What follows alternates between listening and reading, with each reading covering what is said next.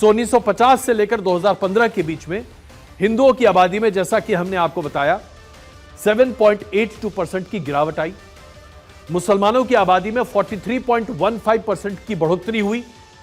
ईसाइयों की आबादी में भी बढ़ोतरी हुई साहब, 5.38% की। लेकिन चूंकि उनकी आबादी इतनी नेग्लिजेंट है, इतनी कम है कि उनकी बढ़ोतरी बहुत थोड़ी होते हुए भी बहुत ज्यादा, यानी कि एब्सोल्यूट नंबर में ईसाइयों की संख्या बहुत ज्यादा नहीं बढ़ी है, लेकिन चूंकि बेस बहुत छोटा है इसलिए बढ़ोतरी 5% लग रही है। सिखों के बारे में ये और भी ज्यादा है साहब, 1.4% से 1.85% हो गए हैं सिख, है ना। तो बढ़ोतरी यहां पर 6.58% दिखाई दे रही है, लेकिन चूंकि बेस बहुत कम है इसलिए बढ़ोतरी दिखाई दे रही है। अगर आप पारसियों की बात करें तो हिंदुस्तान में पारसियों की आबादी 85% गिरी है, और यह इसलिए है क्योंकि पारसी कम्युनिटी में लगातार इस बात को लेकर चिंता है। अब ये आंकड़े आपके सामने क्या बताते हैं, ये आंकड़े अब क्या हैं, जरा पहले ये समझ लीजिए। सबसे पहले ये समझिए कि 1950 में हमारे देश में हिंदुओं की आबादी कितनी थी, 84.68%। आज हिंदुओं की आबादी कितनी है, 78.06%। गिरावट दिख रही है आपको।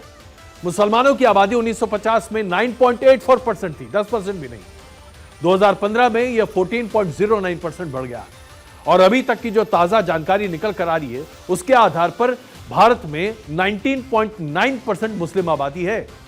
ये 2015 के आंकड़े हैं, लेकिन जो आंकड़े अब निकल कर आ रहे हैं उसके आधार पर 19.9% मुसलमानों की आबादी है भारत में, 9% से 19.9%। ईसाइयों की आबादी 1950 में 2.44% थी, जो बढ़कर 2.36% हुई है। मैंने आपसे बताया एब्सोल्यूट नंबर में कुछ खास नहीं है। सिखों की आबादी 1.24% थी 1950 में, आज बढ़कर 1.85% हुई है।